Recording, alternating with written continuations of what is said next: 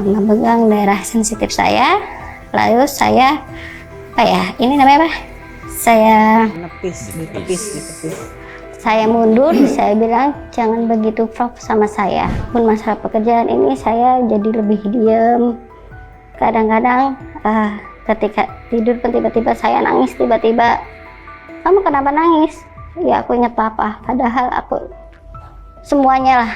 Itu sampai pada akhirnya suami saya tanya dan saya cerita. Akhirnya digiring rumor bahwa kasus ternyata katanya ini politik kampus. Jadi saya picik lah menurut saya kalau kita berpikir ke situ. Saya bilang gini, saya ini perempuan Mas. Saya tidak akan pernah mau menyebarkan aib saya kepada dunia hanya gara-gara politik kampus. Halo Sobat TN, ketemu lagi di Bang X Napi Diskursusnet. Dari sebuah kampus di Jakarta Selatan merebak berita yang mengerikan. Sebabnya, sang rektor, lelaki berusia 72 tahun, diduga melakukan tindak pidana pelecehan seksual terhadap 2 karyawati universitas itu. Nah, kita akan bicara soal itu lebih dalam. Tapi sebelumnya, silakan Sobat TN untuk subscribe dan nyalakan lonceng notifikasinya.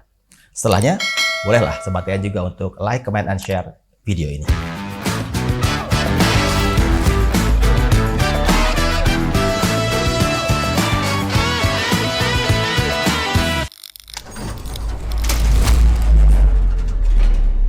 Sobat TN, sudah bersama saya di sini sebagai narasumber ada 2 orang yang ada di pusaran kasus itu.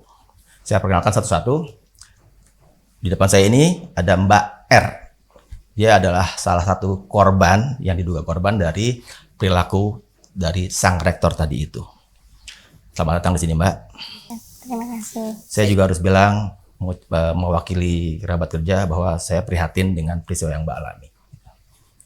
Satu lagi adalah Mbak Amanda Mantovani, kuasa hukum dari para korban itu ya. Jadi kita mulai aja Mbak ya, kita bincang-bincang kita.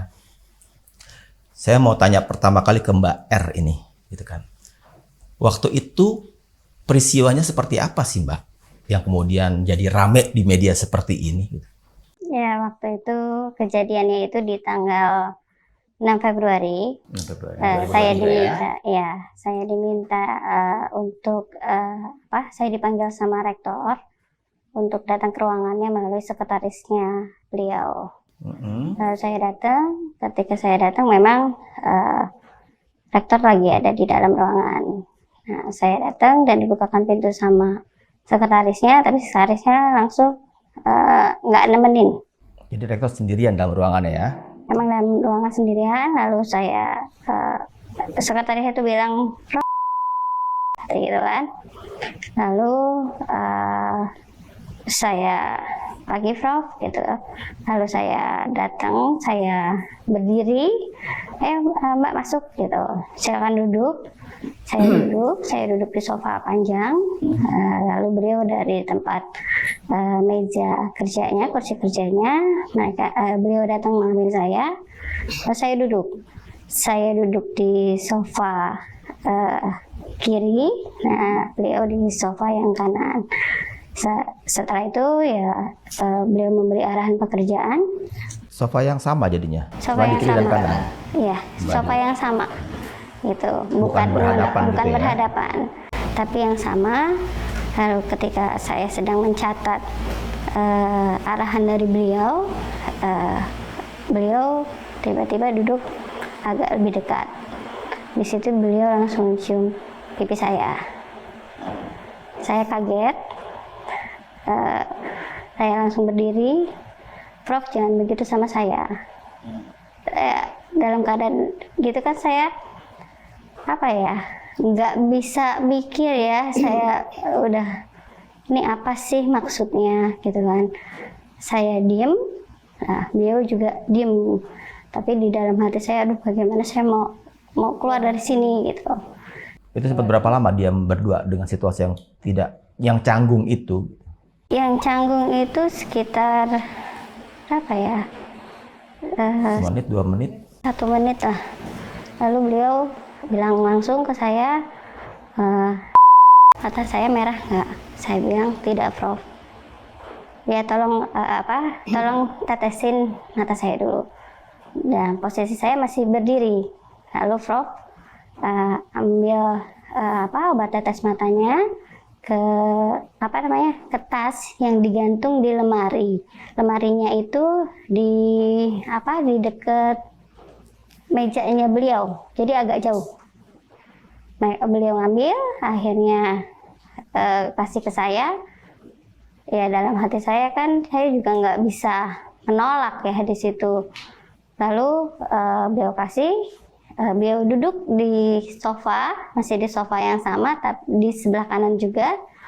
Lalu saya berdiri di hadapan beliau tapi agak ke samping, karena saya nggak mau berhadapan. Gitu. Lalu ketika beliau kasih saya tetesin matanya, saya ingat banget tetes matanya itu baru 2 kali, bulir itu loh. 2 kali sebelah kanan, beliau langsung memegang daerah sensitif saya, lalu saya ini namanya apa? Saya ditepis. Saya mundur, saya bilang jangan begitu Prof sama saya. Saya bilang gitu. Saya langsung lihat yang saya pikirin tuh pintu utama, karena kan memang saya masuk melalui pintu sekretaris, jadi ada 2 pintu kan. Tapi saya hanya itu, gimana saya mau keluar dari sini gitu ya. Akhirnya izin ya Prof, saya mau keluar. Saya mau ambil buku notebook saya. Terus tunggu Kak, kan gitu ya. Peluk saya dulu. Sambil dia ngeraih saya untuk meluk. Terus saya mundur, saya langsung pergi melalui pintu utama. Saya udah nggak kepikiran, pokoknya saya mau pergi aja dari situ. Gitu. Lalu saya ke ruangan wakil rektor 4, kebetulan atas saya. Ya, saya di situ saya nangis. Saya bilang saya menceritakan keadaan saya yang habis yang habis mendapat perlakuan yang tidak baik. Oh, jadi Mbak Er langsung cerita ke wakil rektor 4 itu. Alhamdulillahnya wakil rektor 4 masih sudah ada di ruangan gitu. Terus reaksi Pak Wakil Rektor bagaimana setelah mendengar cerita dari Ibu ya? Iya. Ibu Wakil Rektor Ibu sangat marah ya, sangat kecewa. Tapi beliau bilang ya sudah, nanti kita urus kan gitu ya. Kamu bilang aja ke Kepala Biro Humas dan Ventura, kan atasan saya juga.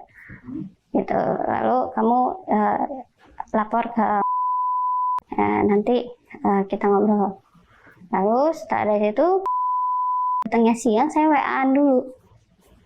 Gitu, semua adalah chatnya. Akhirnya saya datang ketemu di jam 3-an kalau nggak salah ya, saya lupa. Saya cerita cerita kejadian ini. Nah, si Mbak itu atasannya Mbak Er langsung ya, di pekerjaan ya. Terus apa tanggapan si atasan Mbak langsung itu? Iya sama sih, maksudnya ya marah banget gitu, geli gitu loh. Terus ya kita berdua tuh sampai ya sumpah serapah dengan kelakuan yang seperti itu gitu. Sampai pada akhirnya pada saat itu juga saya cerita ke salah satu pimpinan yang memang saya percaya juga. Besoknya sih ya saya juga menceritakan, karena saya waktu itu hanya berpikir saya harus cerita ke atasan saya juga harus cerita ke orang yang memang saya percaya di luar atasan saya gitu. Itu sih. Jadi pada hari itu cerita ke 2 orang, ke Ibu Wakil Rektor dan atasan langsung. Iya gitu, karena memang saya di situ berpikir kalau misalkan saya mengakui atau enggak saya cerita gitu kan ke banyak orang, relasi kuasa kan sangat kuat. Ya. Jadi saya juga nggak mau asal gitu. Dan saya berpikir waktu itu, oke, Kak, tarik napas dulu gitu kan. Ini gimana caranya nanti untuk menolak ketika dipanggil lagi. Oh ya. Bener kan? Gitu. Pas itu tanggal 6. Tanggal 7-nya betul. Paginya itu saya di WA sekretarisnya dan memang dipanggil lagi. Mbak Rika ada di mana? Sama sang rektor tadi. Ya, melalui sekretarisnya. Aku ada di ruangan, kenapa? Ya, Prof panggil lagi. Kenapa? Nggak tahu Mbak. Nanti temenin aku ya. Kenapa memangnya Mbak? Nggak temenin aja kalau aku masuk. Nah dari situ memang si sekretarisnya cerita, aku sudah tahu kok Mbak. Maksud kamu tahu apa Cut? Gitu. Ya aku sudah tahu.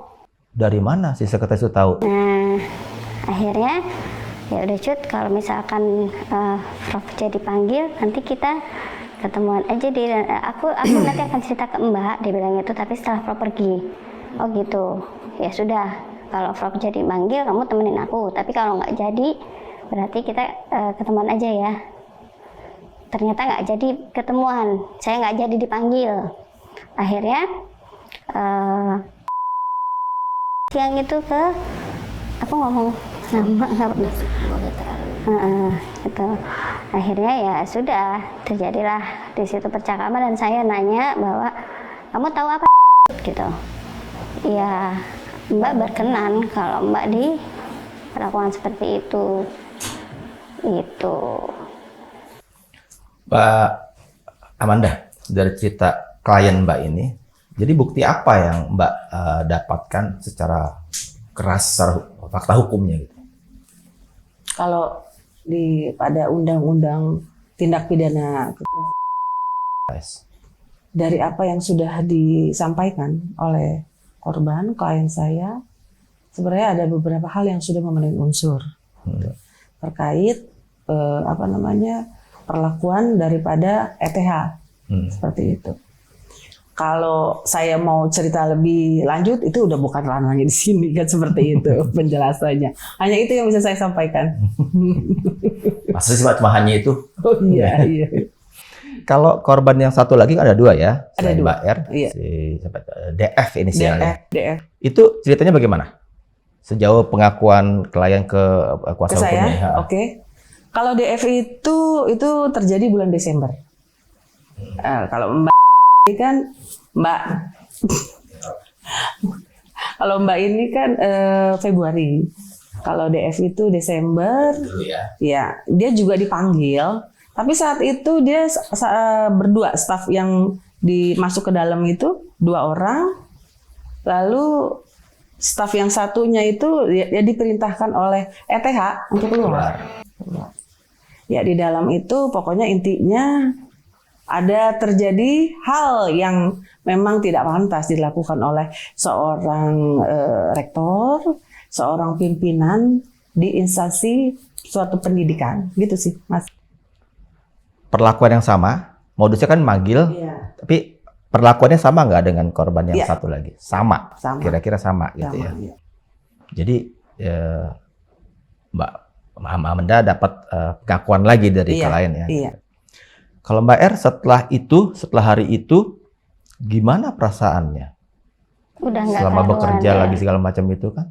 Ya sudah, ya pastinya udah bercampur-campur ya, karena memang yang saya nggak pikirkan itu ternyata di saya gitu. Dan ya sudah, karena setelah itu kan saya dimutasi ya. Berarti jangka waktunya itu memang nggak lama. Dari tanggal 6/7, tanggal 20-nya saya dimutasi di lokasi yang berbeda. Oh gitu. Itu. Tapi memang Tapi masih di kampus enggak, bukan lagi. bukan. Jadi secara fisik pun udah nggak ketemu lagi ya sama Sudah rektor nggak ETH ketemu. itu ya. Sudah nggak temu. Gitu. Kalau ditanya perasaan ya udah campur lah. Karena nggak cuma saya yang merasa rugi, tapi hal-hal lain juga banyak yang saya dapatkan. Mbak R merasa nggak kira-kira dengan dimutasi itu memang bagian dari katakanlah rencana rektor ETH itu untuk katakanlah membuat peristiwa ini tidak membesar gitu, atau mencoba untuk menimbun peristiwa itu supaya nggak kedengaran orang atau gimana? Iya, Mbak menduga itu bahwa itu diada-adain itu ya, mutasi itu ya. kan memang saya bilang ke sekretaris beliau bahwa saya tidak berkenan.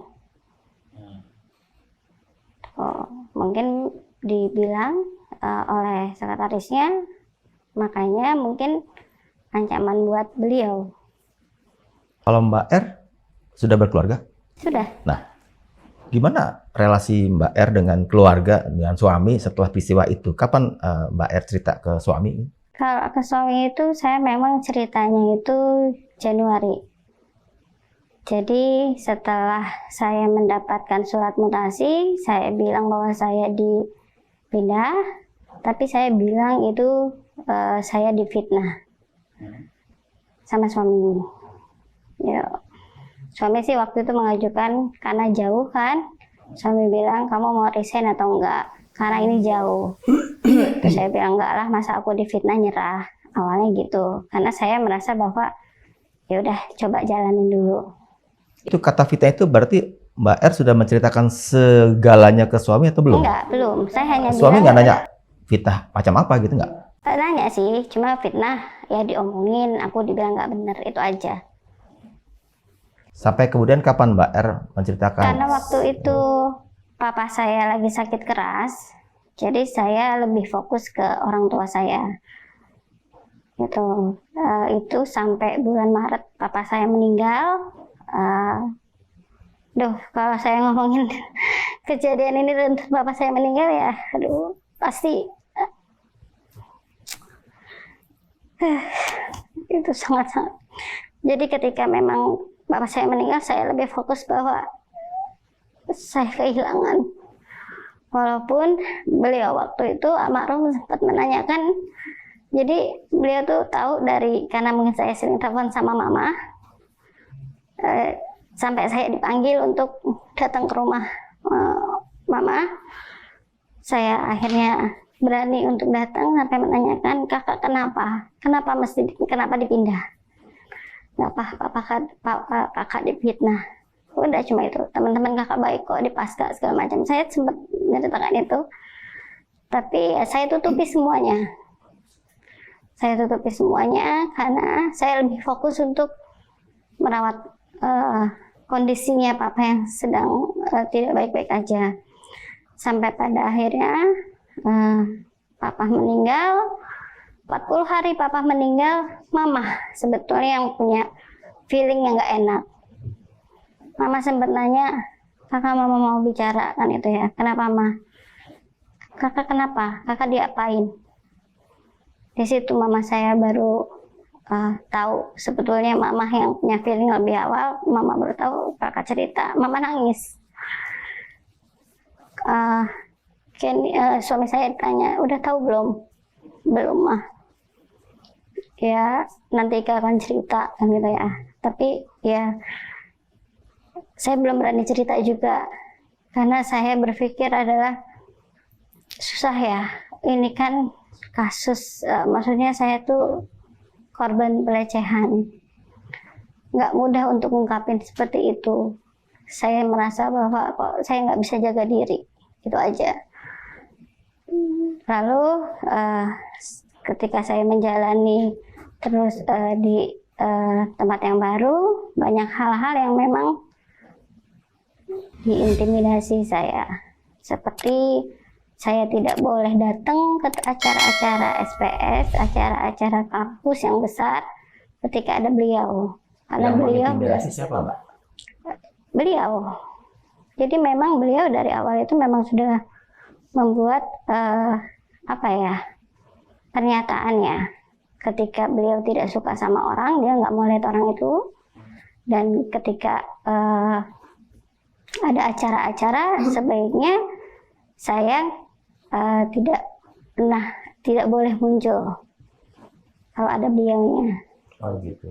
Ya, itu selalu setiap ada acara tuh nggak boleh. Bahkan acara di internal aja ada beliau, saya diminta ngumpet, nggak boleh datang, nggak boleh jadi panitia atau apapun, nggak boleh. Gitu. Sampai mungkin dibuatnya saya tidak nyaman. Gitu. Sampai akhirnya pastinya kan saya down banget dengan perlakuan seperti itu ya. Akhirnya saya cerita Dan suami pun pada saat itu bingung ya, kenapa sikap istrinya sekarang berbeda, yang tadinya mungkin ceria, suka cerita-cerita apapun masalah pekerjaan, ini saya jadi lebih diam. Kadang-kadang ketika tidur pun tiba-tiba saya nangis, tiba-tiba, kamu kenapa nangis? Ya aku ingat papa, padahal aku semuanya lah itu. Sampai pada akhirnya suami saya tanya dan saya cerita. Disitulah awalnya memang suami saya tidak terima. Saya diminta untuk melaporkan surat pengaduan lah, karena beliau rektor, saya minta surat pengaduan ke yayasan. Itu juga buat surat pengaduan ke yayasan itu sama suami saya. Itu saya buat surat pengaduan ke yayasan, saya tidak dijawab, akhirnya saya ke polisian. Berapa lama surat itu tidak dijawab oleh yayasan? Itu saya buat tanggal 3 Januari, tanggal 4-nya itu dikirim. Sampai kemudian tidak dijawab berapa lama tuh jadinya? Sampai kalau tidak dijawab bisa sampai sekarang. Oke. Oh ya, sampai sekarang. Ya. Tidak dijawab sampai sekarang, tapi dalam seminggu itu saya 3 kali menanyakan. Lewat Telepon sama WA. pihak yayasan itu ya? Ya. Mbak Amanda, Anda ada 2 klien dengan tempus delikti yang beda kan? Ya. Gimana ceritanya sampai kemudian 2 korban dugaan kasus pelecehan ini minta untuk ada pendampingan hukum secara formal gitu ke Mbak Amanda? Kebetulan saya kan alumni kampus tersebut. Dan saya sebelumnya memang kenal sama beliau. Sudah pernah ketemu. Meskipun baru sekali ya kita ketemu waktu itu. Satu kali ketemu. Rupanya pertama kali, pandangan pertama dia melihat saya, itu nyaman katanya. Jatuh cinta sama saya. Makanya pada saat dia punya masalah, langsung dia hubungi saya. Mbak, tolong saya. Kenapa? Dia cerita. Terus saya bilang, oke. Insya Allah saya bantu. Saya bilang gitu. Lalu setelah sama dia udah oke, kita udah ketemu, rupanya satu orang DF itu lagi, Mbak, teman saya ada juga. Bagaimana? Oke, nggak apa-apa. Mari sama-sama. Begitu. Oh, DF itu juga Mbak taunya dari Mbak R ini? Iya. Oh, berarti antara Mbak R sama DF juga udah saling berbagi cerita dong tentang perlakuan itu? Karena memang kebetulan DF itu anak buah saya di pekerjaan. sana, pekerjaan. Sebelum dimutasi ke sekolah pasca tadi itu ya? Iya. Karena DF ini ketika waktu kejadian memang langsung telepon saya untuk menceritakan, karena mungkin saya sebagai atasan ya harus tahu, sama saya cerita ke atasan saya gitu. Terus Mbak, bagaimana lanjutannya untuk proses akhirnya diformalkan ini kasusnya gitu, Iya. secara hukum? Akhirnya saya ketemu sama beliau, menceritakan kronologis. Saya minta kronologis dulu kan. Memang itu yang harus biasanya kita kuasa hukum pasti yang utama kronologis dulu. Lalu nggak lama itu dia bilang, ada teman saya juga nih Mbak. Dia punya kasus yang sama, tapi dia nggak punya kuasa hukum. Ya udah nggak apa-apa. Ketemu juga saya sama dia. Kalau memang mau saya bantu, ya udah. Harus dengarkan saya bilang, dalam arti bukan dengarkan saya mempengaruhi dia. Jangan sampai terpengaruh hal-hal yang akhirnya merusak sebenarnya tujuan kita untuk memproses pelecehan seksual ini, gitu sih. Terus laporan ke pihak-pihaknya itu kapan?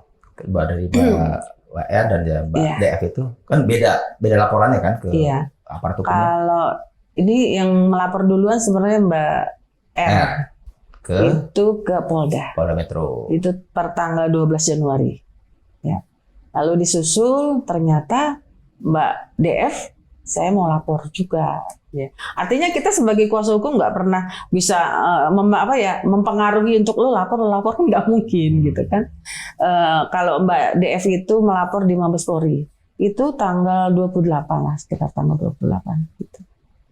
Terus kemudian sama polisi dijadikan satu karena kasusnya dilimpahkan, sama. kasusnya akhirnya dilimpahkan dari Mabes Polri ke Polda. Polda Metro. Iya.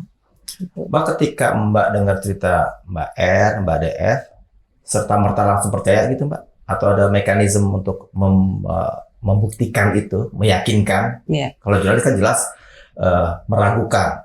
Iya. Kita dengar apa, kita ragukan, tuh kita cari verifikasi kebenarannya. Kalau di Mbak bagaimana? Saya pada saat dia cerita, jujur saya percaya. Kenapa? Feeling saya merasa intuisi saya nggak pernah salah.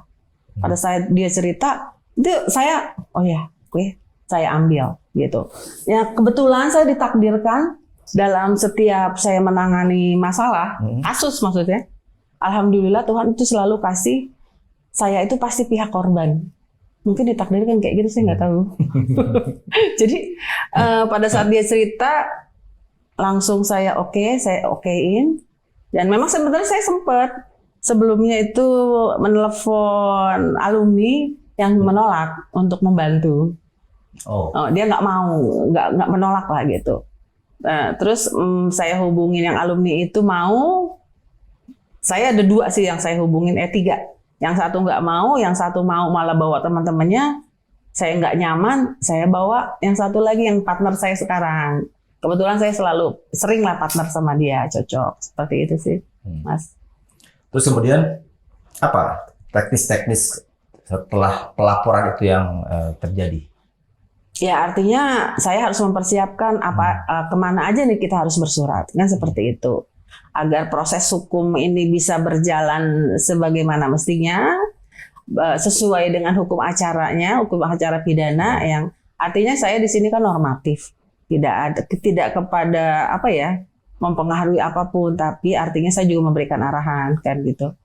Kita bersurat kepada Kemendikbud saat itu, ke Dikti, LL Dikti, Komnas Perempuan dan LPSK. Kenapa jadi terbelit-belit ini? Ya LPSK, iya. Mereka menyambut dengan segera surat-surat dari Mbak Amanda ya? Alhamdulillah, mereka merespon dengan baik.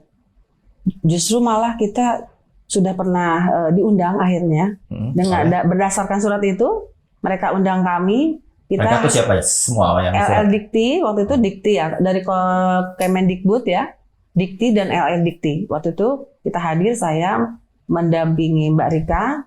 Alhamdulillah mereka positif lah ya, respon dengan baik. Kalau jalur itu berarti yang akan coba diterapkan soal Permendikbud Ristek ya? Iya. Yang kemudian produknya adalah penonaktifan sang rektor ETH bukan itu? Sebenarnya kita nggak kepada sana sih. Kalau sekarang ini saya dengar ada akhirnya digiring rumor bahwa kasus pelecehan ini ternyata katanya ini politik kampus. Jadi saya picik lah menurut saya kalau kita berpikir ke situ. Saya bilang gini, saya ini perempuan Mas. Saya tidak akan pernah mau menyebarkan aib saya kepada dunia hanya gara-gara politik kampus. Untuk menjadi apa? Rektor.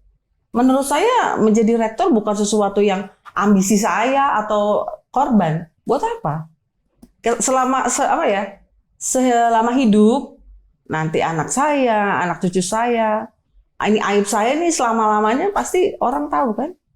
Ini konteksnya ketika kuasa hukum dari rektor itu mendalilkan bahwa persoalan ini ada karena ada konteks sedang pergantian rektor, pemilihan rektor baru ya, makanya diletupkan seperti itu alasannya ya. Yang saya dengar begitu, nggak logik, ya.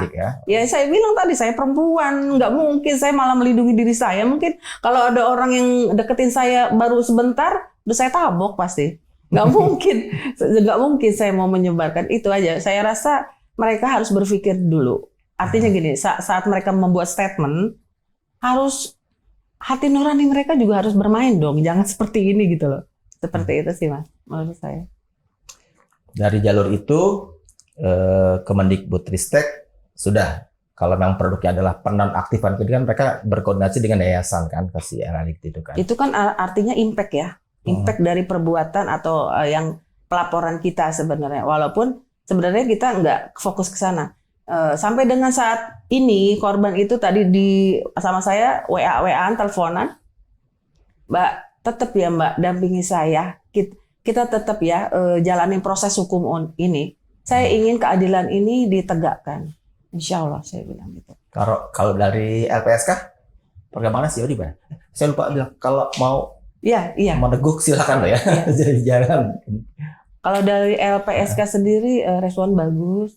Kebetulan saya juga sempat dihubungi malah, Mbak, apakah sudah bersurat ke LPSK? Saya bilang sudah. Malah dia minta kan sama saya bukti tanda terima. Sudah berproses juga di LPSK. Sampai di assessment belum? Assessment ya baru kemarin ya. Sudah. Tapi belum ada keputusan dari LPSK untuk kapannya menerima atau tidak menerima ya? Iya. Kalau nggak salah ada berita kemarin ya, ke Rumah Sakit Polri Kramat Jati. Iya. Itu apa konteksnya? Untuk tes forensik psikologinya dia, psikiatrinya dia. Artinya kejiwaan dia sampai di mana sih berpengaruhnya kasus ini ke dirinya korban. Seperti itu. Dan itu juga yang menentukan apakah ini benar dari apa yang dia buat laporan ini. Mungkin dari tes forensik itu mereka paham bahwa orang ini memang benar-benar terjadi pelecehan seksual gitu. Mbak Er mungkin bisa cerita apa aja yang ditanya-tanya di tes forensik itu, kan kabarnya ada berapa ratus pertanyaan ya? Iya, awalnya sih pertama itu pasti kita ditanya kronologis juga dengan dokter yang menangani. Kita menceritakan semuanya, lalu tes MMPI. Itu tes MMPI itu ada 600 soal, di mana ya memang nanti hasilnya terkait dengan kejiwaan saya. Nah itu memang salah satu alat bukti yang nanti akan digunakan oleh pihak kepolisian. Tapi sebegitu terguncangkah Mbak ya pasti dengan peristiwa itu ya? Pasti, karena setahun ini. Tapi mungkin hubungan dengan suami juga kurang harmonis jadi atau bagaimana jadi? Jujur iya, bukan harmonisnya, bukan. Sering bertengkar jadinya apa ya? Lebih banyak saya diam juga ya. Lebih apa ya yang biasanya ya baik-baik, tapi jadi ada perubahan sikap saya. Itu pasti. Jadi kalau suaminya ini kan cerita juga sama saya. Awalnya dia memang curiga, kok ada perubahan nih sama diri R. Tapi si R ini nggak pernah ngaku kalau ditanya kenapa sih ada apa gitu kan. Yang biasanya nih orang kan ya maksudnya ceria, sering cerita gitu. Sampai pada akhirnya saya marah, kata dia. Saya desak. Itu pun sudah yang kesekian kali. Baru dia menceritakan dengan nangis, ketakutan. Sampai dia bilang, ayah jangan marah sama saya ya. Minta maaf ya, katanya. Saya tidak bisa menjaga diri sebagai istri. Seperti itu. Terus juga punya pertimbangan-pertimbangan yang subjektif personal tadi itu ya. Iya. Ayahnya yang sakit segala macam itu. Iya. Seperti itu. Kalau kemudian sampai media tahu, bagaimana ceritanya ini? Kalau masalah media, bagaimana ya? Saya nggak bisa cerita di kesini. Ini mah terlalu. Memang di-spill ke media untuk minta juga ada pemberitaan, karena kasusnya kan juga nggak main-main ini untuk. Media itu kadang kalau saya nggak minta spill aja dia seneng banget spill. Gitu. Jadi ngarang-ngarang maksudnya nih media. Bukan spill ngarang-ngarang dalam arti kadang gini ya. Saya nggak minta diberitain aja dia udah lebih tahu loh. Kadang saya nggak ngerti punya ilmu telepati kali ya media itu. Tapi yang media tahu itu betul adanya. Faktual. Sebenarnya awal media itu ada juga yang dia katakan bahwa ini dari perkataan dari kuasa hukum. Itu saya sampai kaget sebenarnya. Saya nggak pernah memberikan statement terkait kronologi secara detail, itu nggak pernah. Gitu. Kaget saya, tapi ya sudahlah. Saya juga memaklumi teman-teman media yang memang ya kita sama-sama lah seperti ini gitu. Bahwa kemudian kampus di Universitas Pancasila itu kan jadi meriah dalam tanda kutip ya dengan kasus ini terbuka terungkap ke publik gitu ya. demo-demo, bahkan sampai ada yang sempat memblokir jalan. Gimana Mbak lihatnya? Saya justru belum tahu. Saya cuma sempat dengar itu juga baru tadi tuh. Yang tadi kita duduk. Oh katanya kemarin begini-begini. Waduh, saya nggak tahu deh, saya nggak ikut itu Mas. Gimana tuh? Kalau mahasiswa sempat juga bicara sama Mbak R? Enggak. Jadi Karena semenjak saya memberikan surat pengaduan ke yayasan, saya membatasi semua yang menghubungi saya. Maksudnya mau teman atau apa, itu setelah surat itu saya berikan, kan pasti udah rumors kan, karena suratnya itu terbuka, ada nama. Saya memang membatasi semua apapun yang masuk, gitu. Jadi nggak ada mahasiswa perwakilannya dari BEM atau dari apa Enggak. Komisariat jurusan itu nggak ada ya? Karena saya berpikir ini permasalahan saya, ya saya nggak mau semuanya juga akan menjadi ricuh, karena saya juga pernah di Humas. Bagaimana cara menangani hal-hal yang memang itu ya saya, ya makanya saya ya udah ini permasalahan saya akan jalani tanpa ada cewek-cewek orang ya, cewek-cewek sekelompok orang atau apapun itu, gitu. Kalau sekarang status kepegawaian Mbak R masih tetap ya? Masih tetap. Masih di sekolah pasca ya, itu ya? Masih. Nggak ada hubungan sama proses yang sedang dijalani secara hukum ini ya, tetap itu ya. Ada intimidasi kah dari siapapun gitu setelah ini kasus makin terbuka, makin kebongkar gitu? Setelah saya lapor ke polisian, saya dapat SP1. SP1? Ya. Dari yang sekolah pasca nih ya? Bukan. Oh, yang dari rektorat? Justru keluarnya itu memang dari rektorat. Jadi dia kan sudah di pasca nih, tapi yang mengeluarkan SP1 justru orang S1 dari kampus yang di rektorat. Dari pimpinan di rektorat. Harusnya dari yang sekolah pasca itu, iya. dari yang pasca sana ya. Iya. Nah itu Mbak bacanya gimana? Politik kampus lagi? Yuk. Gitu deh. Nah, biasanya kan di setiap kampus, saya nggak tahu sudah merata atau memang belum, masih dalam proses awal, ada yang namanya Satgas PPKS, ya.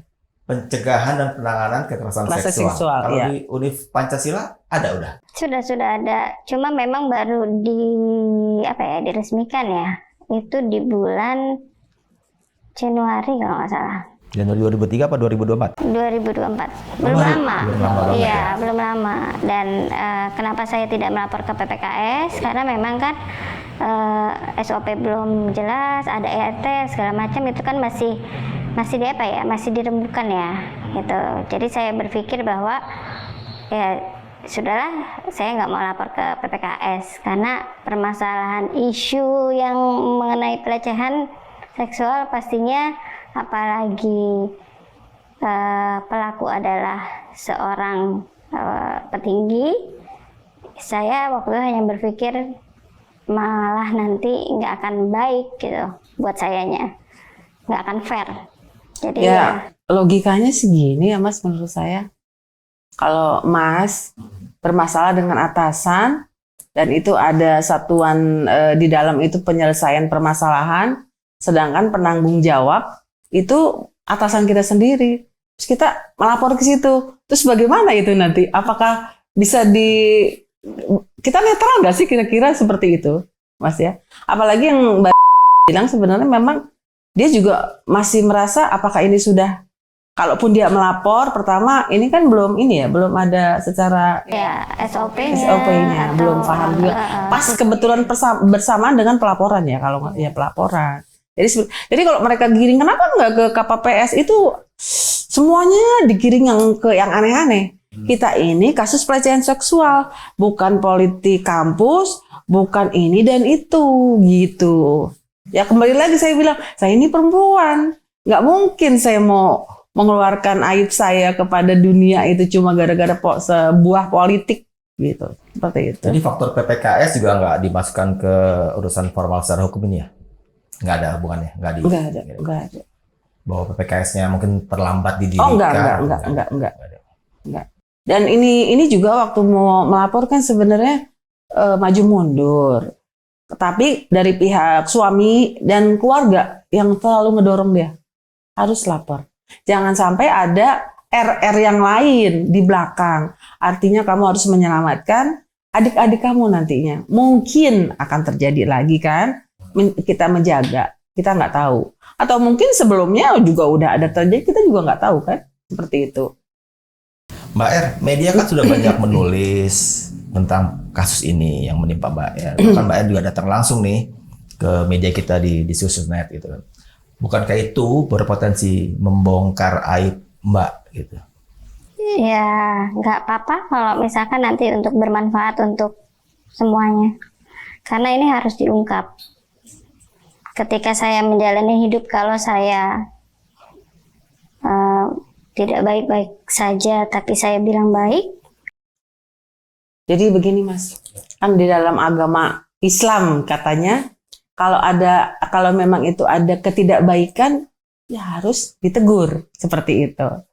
Nah, kalau dari Mbak R ini mungkin apalagi yang Mbak DF ya, mungkin karena dia masih single, mungkin usianya pun waktu kejadian masih 23 tahun, itu dia traumatis, dia malah lebih parah. Dia itu sampai introvert ya kalau ketemu orang. Itu kemarin aja ada media datang, dia tuh langsung, "Mbak, aku takut," gitu. Makanya saya bilang, aduh, saya juga punya anak perempuan 3, makanya itu juga yang mendorong saya, wah nggak bisa nih kayak gini. Kalau maaf ya kalau ada bener, ini kan dugaan predator-predator yang lain memang ada seperti ini, bagaimana nasib anak-anak perempuan yang muda gitu kan, seperti itu. Yang apa? Miris, saya miris. Ini, oh ya, saya juga tadi lupa kenapa juga saya mau menerima sebagai kuasa hukum, karena satu, itu kampus saya. Saya mau kampus saya ini tidak ada hal-hal seperti itu. Jadi ada panggilan untuk menyelesaikan. Itu Mas.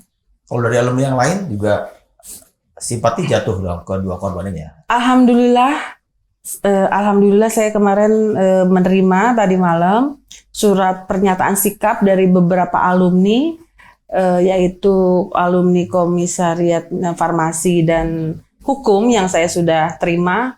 Mereka sangat support, mereka mendukung dan meminta untuk kasus ini secara tuntas diselesaikan. Seperti itu.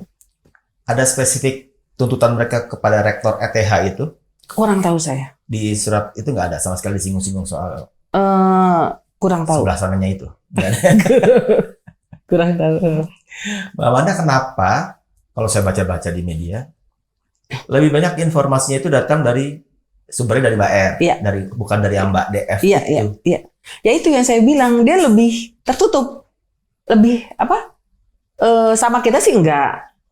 Paling kalau sama saya aja tuh ya, ketemu kemarin, "Mbak, jangan marah, saya dipegangin," gitu kan. Dia, saya ngerasa mungkin dia lebih nggak siap daripada Mbak R ini. Jadi saya pikir ya kita harus maklumin aja dulu. Kasihan. Si Mbak DF itu statusnya juga karyawati atau masih? Dia honorer. Honorer tapi dia sudah resign. Dia karena ketakutan yang tinggi, pasca akhirnya peristiwa ini resign. Ya nggak lama dia resign. Iya, gitu. Seperti itu. Waktu ngomong ke resign pasti bicara juga langsung kan ke Mbak R kan sebagai atasannya. Memang dia ungkapan alasan-alasan yang sangat karena setelah kejadian itu kan Desember. Jadi DF itu memang kalau melihat rektor tuh udah jadi berusaha untuk menghindar. Dan saya juga karena waktu itu saya belum korban kan, jadi berusaha untuk ngumpetin kalau ketika memang dia diminta untuk ketemu atau apa, untuk dipanggil misalnya gitu.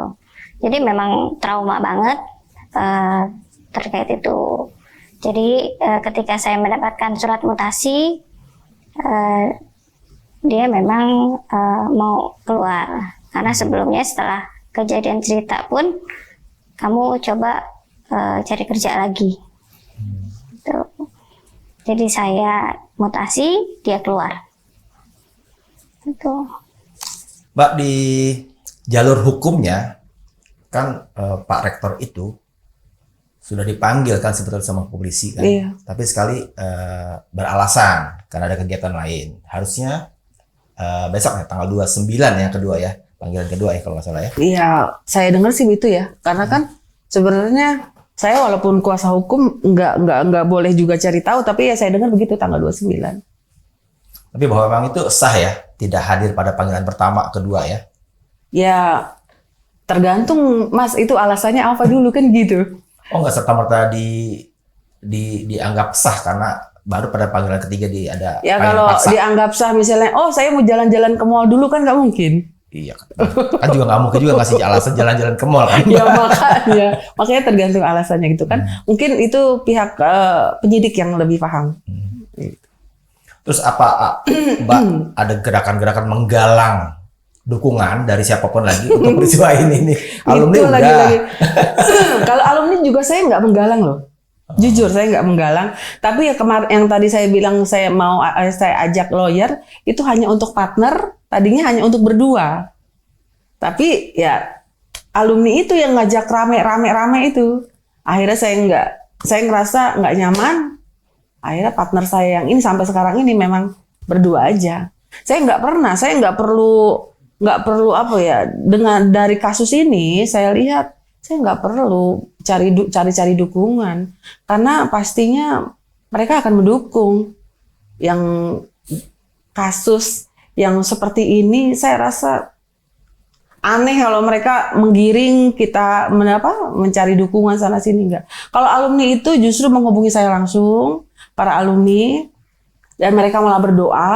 Mbak katanya, Amanda kamu hebat, kata dia. Seneng lah dibilang hebat kan. Amanda kamu hebat, terima kasih sudah mau membantu menegakkan keadilan.